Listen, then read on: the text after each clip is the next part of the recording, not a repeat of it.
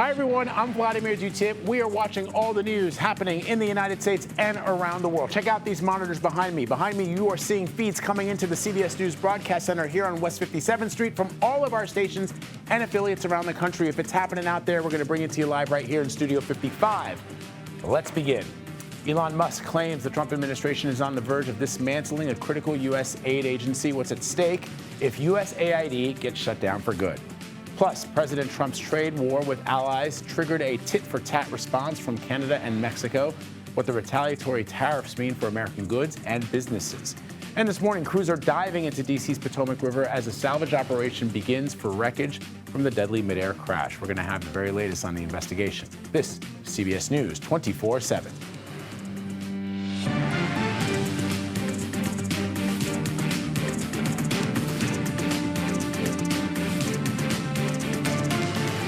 We begin this morning with new tariffs that are set to take effect tomorrow on goods from Canada, Mexico, and China. President Trump warns Americans could feel the pain from retaliatory tariffs. He says fentanyl pouring into the U.S. is a major factor as to why those tariffs are in place. Fentanyl has killed this year at least 200,000 people. It's pouring in from China through Mexico and Canada, and they've got to stop it. And if they don't stop it, the tariffs are going to get worse, a lot worse. Well, Wall Street doesn't like this message. Off to a rocky start of trading since the tariffs were announced. The Dow is down more than 500 points, a little over 1.3%. I want to bring in CBS News correspondent Natalie Brand from the White House to talk more about this. So what is the administration's strategy surrounding the retaliatory tariffs, given that the president of the United States, who campaigned on bringing prices down, if you recall, Natalie, as I know you do, that he said the day that he took office, prices were going to go down day one. Now he's telling us that Americans will feel the pain. So what's the plan for those retaliatory tariffs? Yeah, Vlad, and we're hoping to maybe learn more later today. We did learn a short time ago that President Trump spoke to Canadian Prime Minister Justin Trudeau, and will speak to him again later this afternoon as those retaliatory tariffs were announced over the weekend in response to President Trump's announced tariffs. So those two leaders, they are communicating. That is significant. We'll have to see what happens from that later today. But again, what set off the events this weekend, Trump's announcement, his plans, executive order to impose these tariffs, 25% on goods from Canada and Mexico, 10% on China. And his rationale, he says, is to curb the flow of undocumented migrants at the southern border, also illicit drugs at the northern and southern border. This is, as you noted, something that Trump has campaigned on, these tariffs, saying in part that he also wants to spur manufacturing here in the United States, generate revenue. But what we are seeing is just massive reaction across a number of key sectors. You saw the stock markets react this morning, and there are just a ton of industry groups and key stakeholders really sounding the alarm about the impacts to industry and the American consumer.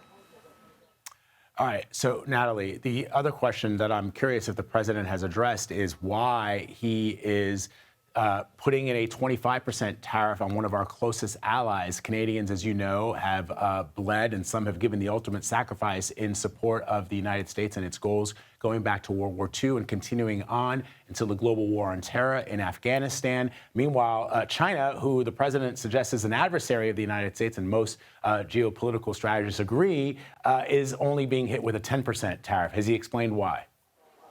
Yeah, this has increased tensions with two allies, Canada and Mexico, and also two key trade partners. We know that the president really is trying to use this to put pressure, negotiating pressure on these two countries, again, to try and achieve his goals at the border.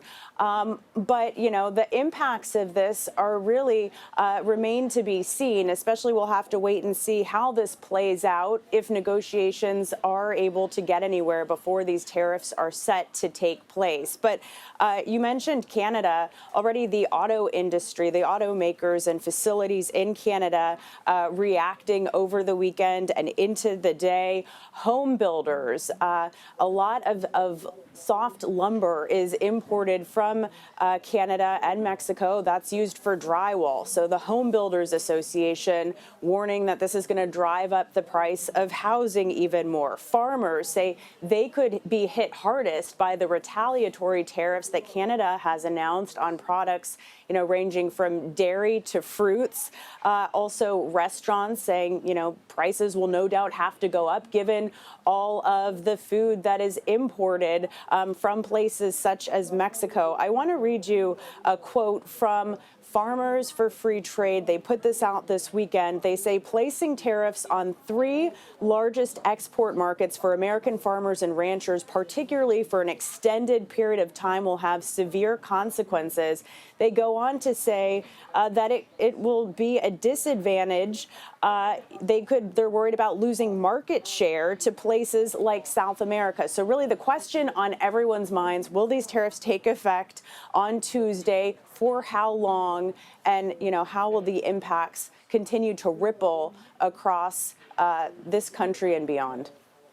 Seeing those ripple effects, as we pointed out, with the stock market, Natalie, which is down, and that is pricing into, the market is pricing into the fact that there may be an 11th hour reprisal of these tariffs based on these calls that the president is having with Trudeau and the president of Mexico. But once those tariffs go into effect, we can expect to see a sharp decrease in the market, and that is going to affect Americans' 401ks, their retirement accounts, and that's not a good sign. I know the president is tweeting that everyone thinks it's fantastic.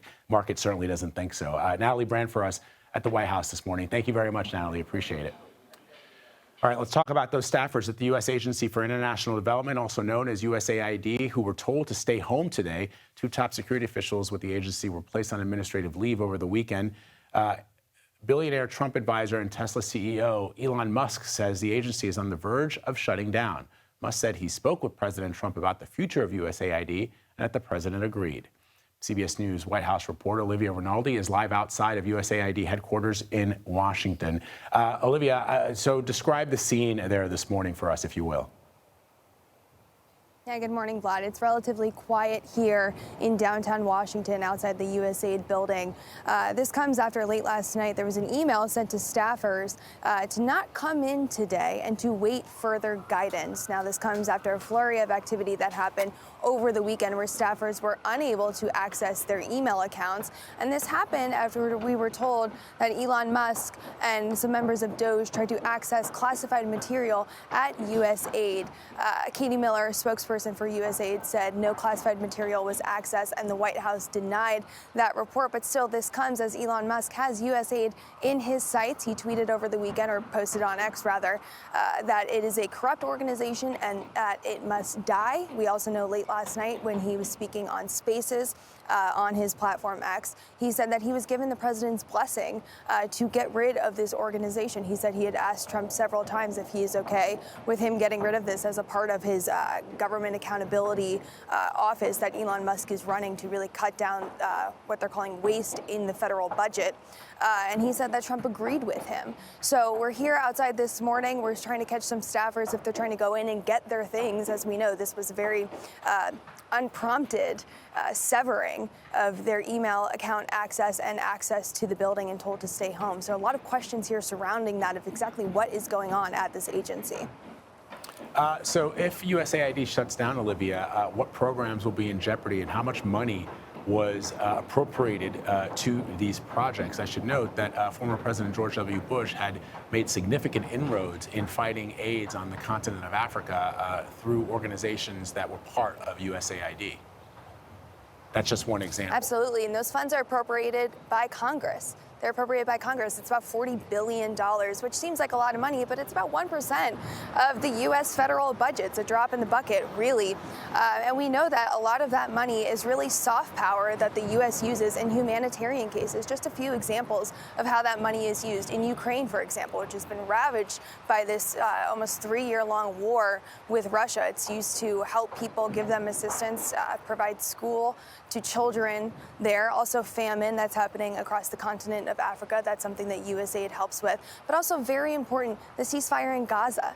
That's humanitarian aid that's paid for by USAID. Obviously, we know that is a very vulnerable ceasefire that could fall apart if anything were to change.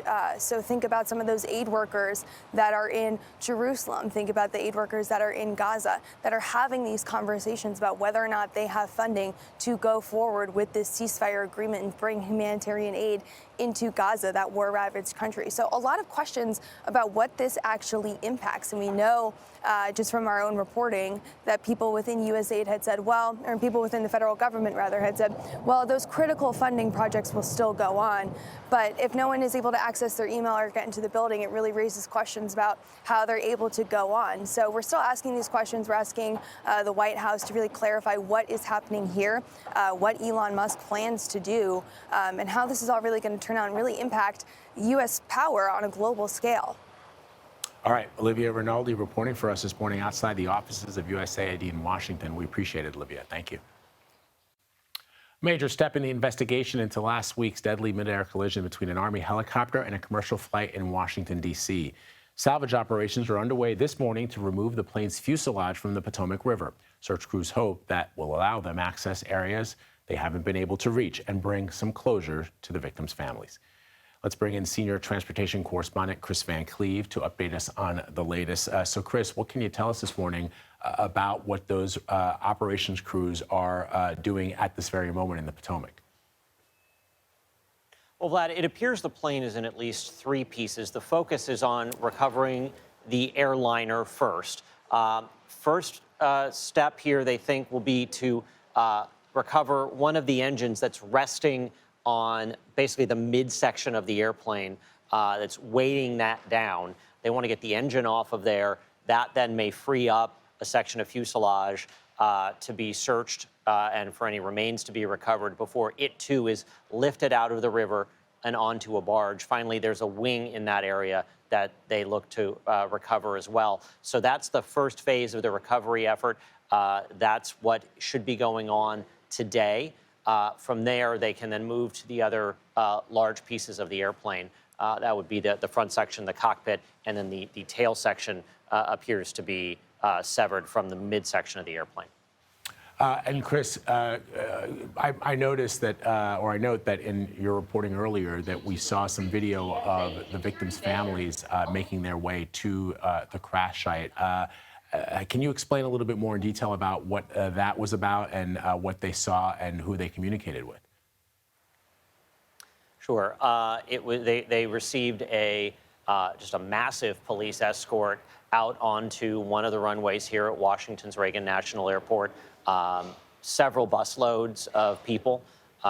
They then gathered basically at the edge of one of the runways within sight of the wreckage for what appeared to be basically an opportunity for the families to pay their respects and to see this crash scene from the water's edge and take in that moment. It was for the families. So the folks that are leading this investigation, the fire chief said he wasn't there, that it was really an opportunity for the families to be together and to have an opportunity to, if they wanted, to see this wreckage from as close as people can easily get. Incredibly heartbreaking. Chris Van Cleve reporting for us this morning. Chris, thank you very much, my friend. Appreciate it. Okay, the U.S. military has launched its first attacks in Somalia under the Trump administration. What we know about the targeted strikes against ISIS. You're streaming CBS News 24/7. Israeli Prime Minister Benjamin Netanyahu is in Washington this morning ahead of a planned meeting with President Trump that is set for tomorrow. The visit comes as the ceasefire between Israel and Hamas continues to hold, with 3 more hostages being released over the weekend. CBS News foreign correspondent Chris Livesay is in Tel Aviv, and he joins me now to discuss. So, Chris, what do you hear is on the agenda for talks between Netanyahu and the president tomorrow? Hey, Vlad. Well, several things are on that agenda. A big one is the next phase of the Gaza ceasefire, also countering Iran, which is Israel's primary foe in the region, and also enhancing diplomatic relations with Arab nations, namely Saudi Arabia. Remember, Israel was already in the process of normalizing relations with Saudi Arabia back in 2023 when Hamas launched the October 7 attacks. Israel's military response to Hamas at the time, which has led to tens of thousands of deaths, turned opinion in the Arab world decisively against Israel and stopped those gains with Saudi Arabia in their tracks. And so it's a big goal of the Trump administration to get those talks with Saudi Arabia back on track. So we're still in that first phase of the ceasefire deal. Where do you think stand with negotiating phase two? Well, the second phase aims to release all of the remaining hostages, also to end hostilities in the Gaza Strip permanently, and which would lead to Israeli forces withdrawing from Gaza. So it's a very ambitious part of the deal. Those talks were supposed to resume today, but instead Benjamin Netanyahu is in Washington, making it very clear that he wants Donald Trump to play a decisive role in the future of Gaza and Israel. All right, Chris Livesay for us, reporting live from Tel Aviv this morning. Thank you, Chris. Thanks, Vlad. All right, staying with international news now, the U.S. military launched airstrikes in Somalia targeting Islamic State operatives over the weekend. These are the first attacks in the African country during President Trump's second term. In a post on social media, President Trump said a senior Islamic State attack planner and recruits were targeted in the operation. He also left a warning for ISIS saying, quote, "We will find you and we will kill you," all caps. CBS News national security correspondent Charlie D'Agata is joining us now from the Pentagon to discuss. So, Charlie, break down these attacks, where these attacks happened, and who exactly was targeted. Right. Well, as the president's statement suggests, it was a top ISIS planner. The defense secretary went a little bit further. He said at the President Trump's direction and coordination of the federal government of Somalia, defense officials would tell us what was different about this is it wasn't like a drone strike. Normally we hear Somalia, we hear drone strikes against al-Shabaab, right? But this is against ISIS, a different organization not affiliated to al-Qaeda like al-Shabaab is. Importantly, they were carried out not by drones, by F-18 fighter jets from the USS Harry Truman. So it's a major strike. That gives you an idea that it's perhaps a step up from the normal drone strikes that we see in Somalia. Hegseth's statement goes further. He says this action degrades ISIS' ability to plot and conduct terrorist attacks threatening U.S. citizens. The United States stands by our allies, and even as we conduct robust protection and many other operations under President Trump's leadership. So this is, as you said, this is the first time we've seen the Trump administration conduct these attacks, or the military on behalf of the Trump administration. But they aren't new. Attacks like this were also going on under the Biden administration. The most major one recently was in 2023.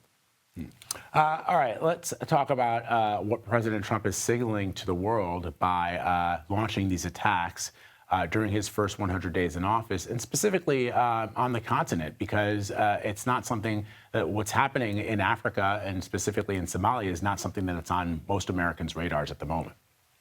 Exactly right, Vlad. So this is signaling as much as anything. It is significant, using the F-18s rather than drones and other Air Force aircraft suggests a significant precision strikes.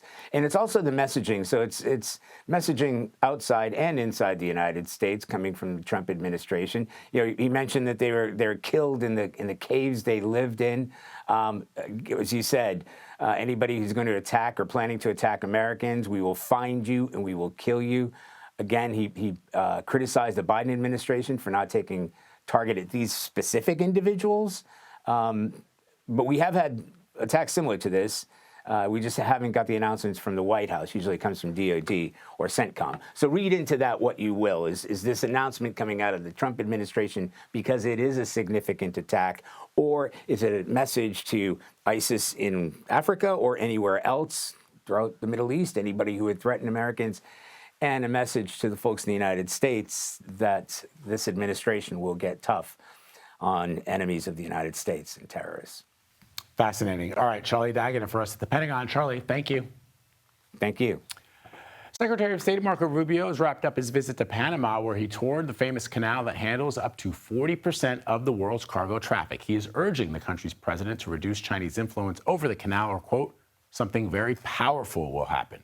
CBS News senior White House and political correspondent Ed O'Keefe is traveling with the secretary. Vlad, good morning and hello from the Panama Canal. You know, normally about 36 ships pass through the canal each day. In the morning, they head north towards the Atlantic, and in the afternoons, they come here to the southern side, out to the Pacific Ocean.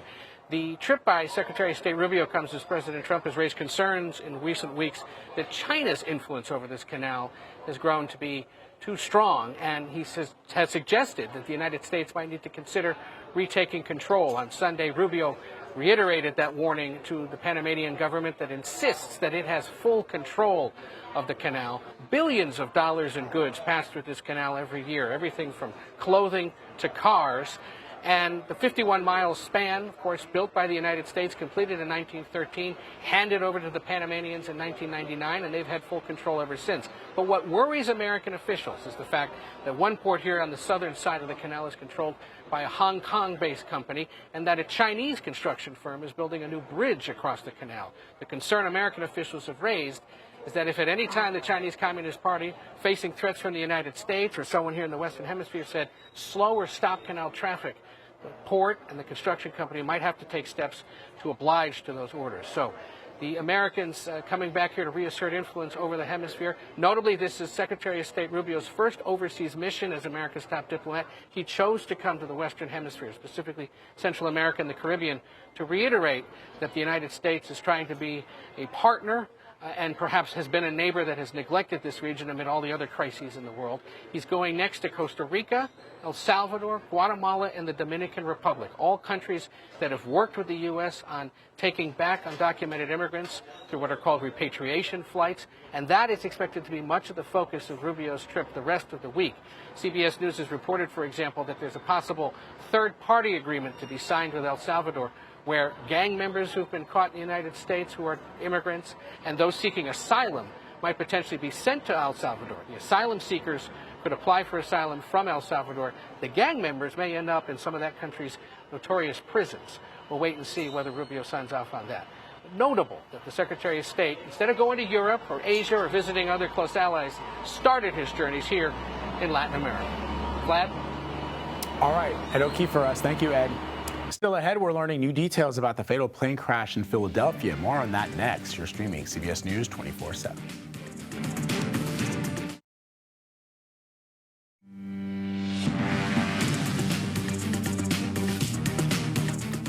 Here's a look at some of the top stories we're following. In California, thousands of protesters marched through downtown Los Angeles protesting President Trump's mass deportation and ICE raids. The crowd blocked the 101 freeway for hours. Some protesters even sat down in the lanes as police worked to disperse the crowd. There were no reports of any arrests. In Texas, a small fire appeared to erupt on the wing of a United Airlines plane before it took off from Houston's George Bush Intercontinental Airport. Cell phone video captured smoke and fire outside the plane yesterday morning. United says it was an engine issue. Everyone evacuated the plane. No one was hurt. No word yet on what caused the issue. In Ohio, Vice President Vance is expected to visit East Palestine today as the village marks 2 years since the Norfolk Southern train derailment. You'll remember a train carrying hazardous chemicals derailed and burst into flames, sending dangerous toxins into the air, soil, and water. The cleanup is nearly complete, but residents fear the long-term health impact the derailment could have. We want to bring you back to our top story and the impending tariffs on exports on goods from China, Canada, and Mexico to the U.S. that are taking effect tomorrow. CBS News estimates that these tariffs will shrink economic output by 0.4% and increase taxes by $1.2 trillion between 2025 and 2034. I want to bring in CBS News correspondent Jason Allen, who is in the border city of Laredo, Texas, and joins me now. So Jason, we're learning that the Mexican government spoke to President Trump this morning. My guess is that it was the president of Mexico. What details do we know about that discussion?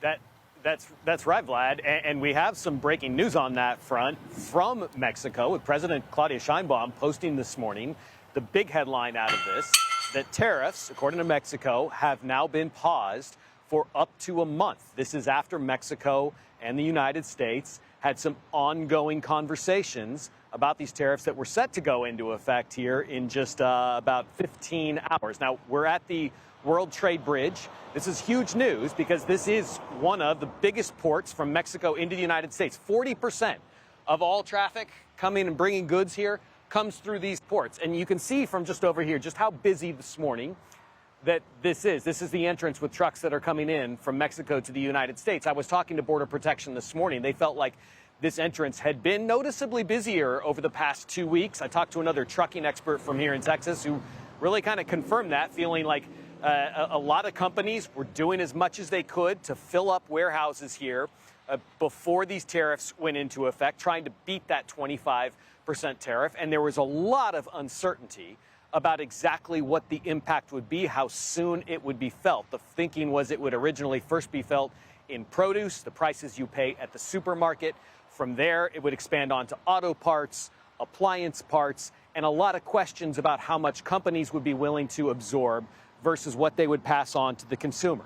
So to give you some more details, Vlad, from, again, what Mexico's president is posting this morning, the agreement was that Mexico would immediately put 10,000 members of its National Guard up along the border. This is to combat the trafficking of drugs from Mexico to the United States, particularly fentanyl. You'll remember this is something that President Trump said would be necessary to avoid these tariffs. There was some question about what that would entail, what it would take from Mexico, but it looks like a surge of troops is going to be enough for now. The United States, the president of Mexico says, is committed now to working to prevent the trafficking of high-powered weapons down to Mexico. And they will be working together, she says, on two fronts, security and trade. But again, the big headline out of this morning, Vlad, is that the tariffs that were set to go into effect are on pause, at least for now, and for the next month. Okay, so it does sound like as if the president seems to be sort of backing down from all of this. We also know that the Defense Secretary, Pete Hegseth, said he's going to the U.S.-Mexico border today. What more can you tell us about that, Jason? Yeah, so he is going to be up in the El Paso area. He's going to be at Fort Bliss. That's about a 10-hour drive or so from where we are here in Laredo. Now, we were there most of last week. That is an area sending some of the flights down to South American and Central American countries, going to Guatemala, going to Colombia, going to Ecuador.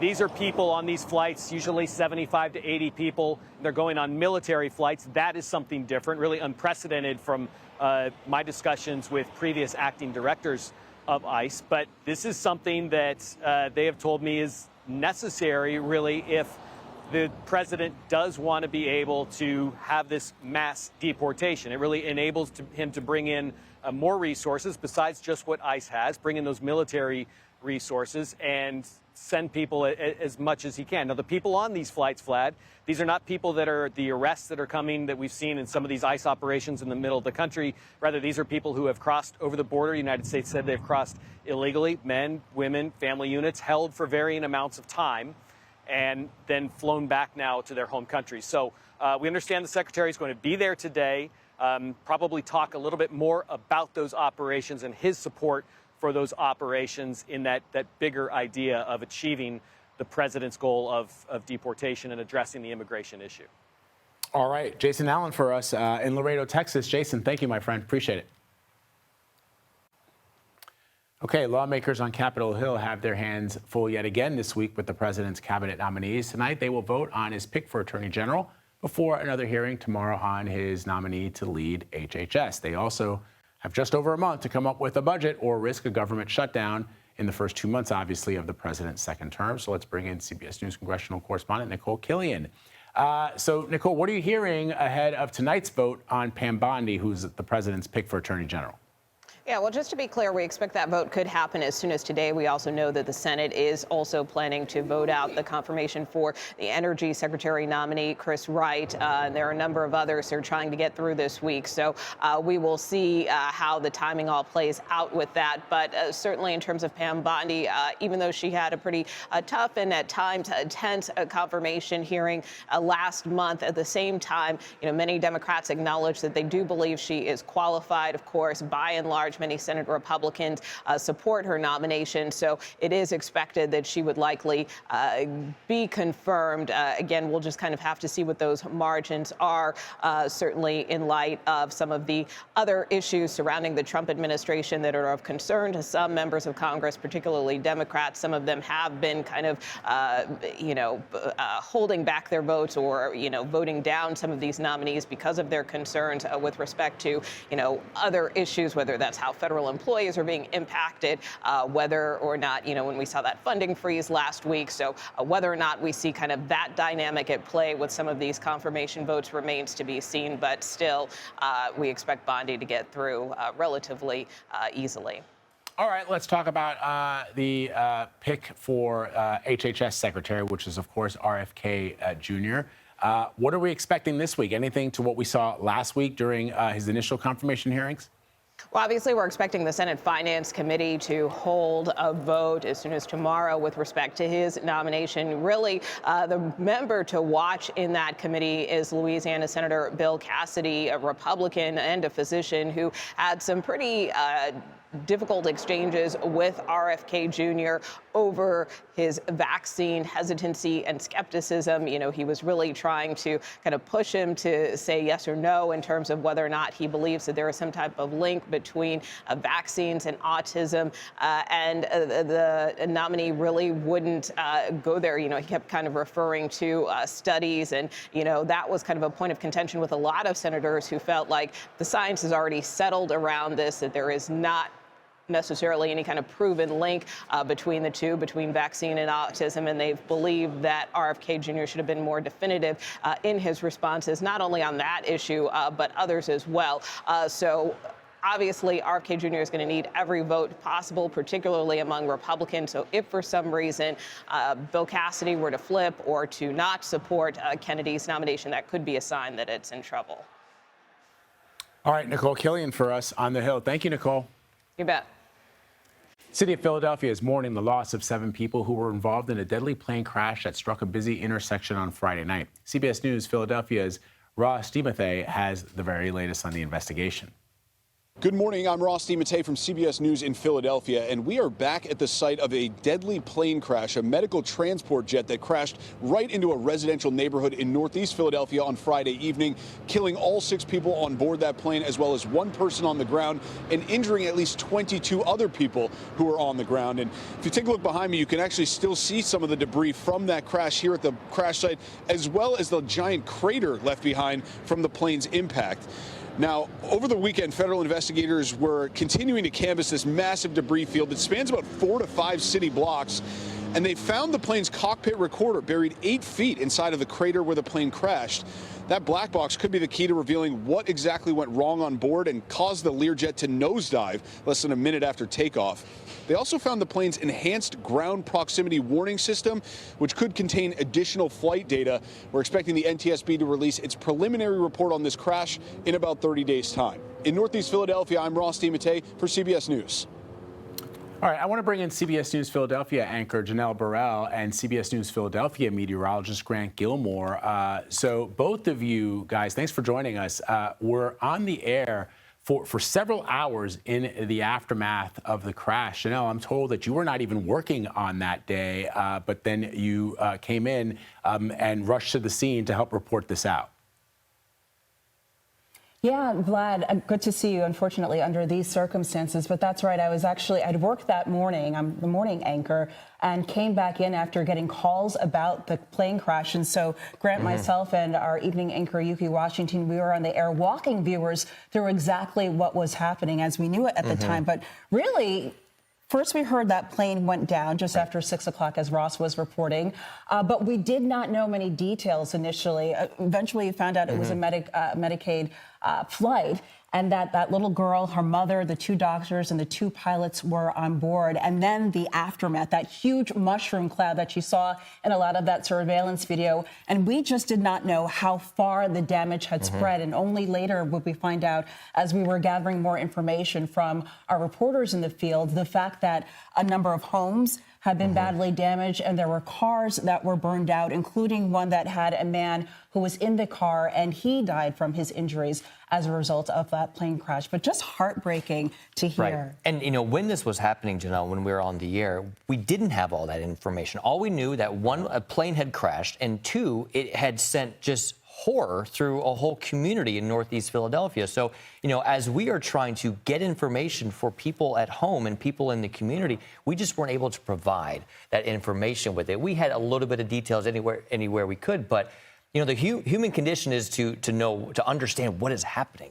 And we just couldn't provide that as quickly as we would like to, and certainly as quickly as the people at home wanted to. Yeah, and the thing is, Vlad, at the time, the officials did not even know the scope of just how widespread this was. Ultimately, we come to find that the debris path was about 4 or 5 blocks. But even the mayor, during her live press conference, which we were airing, she could not tell us how many fatalities there were at that point, because they did not know. They did not know if there were people on the ground who were impacted. As we came to find out, 22 people injured. One of those people, as I said, died from his injuries in that car. There are still 5 people in the hospital, 3 of them in critical condition this morning, in addition to the 6 who were on board that flight who lost their lives. Yeah, so as we went to try to find out details that was happening on the ground, at least we could turn to the weather conditions, because it was not a great evening. Right. You know, the clouds were low, very low. Visibilities were somewhat reduced. We had rain in the area. In fact, I can show you what the radar looked like. Let me take you over here and show you what the radar looked like. This was right around 6 o'clock. So the plane crashed technically at 6:07. This is what the radar looked like. I mean, we had steady light rain. Temperatures were in the mid-40s. As we went throughout the time of the crash, around 6 to 7 o'clock, the rain started to let up a little bit. But even so, I mean, we had a great deal of rain in the area. And I mentioned the cloud cover. The cloud base, so that ceiling, was only at 400 feet leading up to the time of that crash at 6:07. So we'll head back over to Janelle. But Janelle, that was one thing that we were talking about, is was it weather related or was it not? But as we started to get more and more information, it became immediately clear that something severe went wrong, and we're still looking to get that exact cause of the plane crash. But I mean, weather wasn't great, but it certainly wasn't horrible either. And Vlad, the details, that little girl, she had been treated at Shriners Children's Hospital. She was from Mexico, and her mom, and they had just given her a send-off party because she had been at the hospital for 4 months. So she had concluded her treatment. They were eager to get back home to Mexico. This plane had left from Philadelphia's Northeast Airport. It was making its way to Missouri before its final destination of Mexico when this went down. So it's just heartbreaking, and we're still waiting for additional details as investigators are back on the ground there this morning, Vlad. Well, Janelle and Grant, I know that this is your job. It is our job to report what we know when we know it, especially in moments of national trauma. We were just reeling from that plane crash in Washington, D.C., and to have another plane crash the very next day and involving this young child who had just received this medical treatment and was finally on her way home. It's absolutely heartbreaking to hear, but that is why local news matters, because what you both were doing and what the team at CBS News Philadelphia was doing was bringing that important context and information to our viewers, not just in the Philadelphia area, but all across where they could receive your broadcast. So thank you very, very much for exhibiting the very best of CBS News. Janelle and Grant, we appreciate you guys. Thanks for spending some time with us this morning to talk about it. All right. Thank you, Vlad. All right. We'll see you later. Okay. Coming up, the first criminal charges have been filed against a doctor who sent abortion pills into a state with strict abortion bans.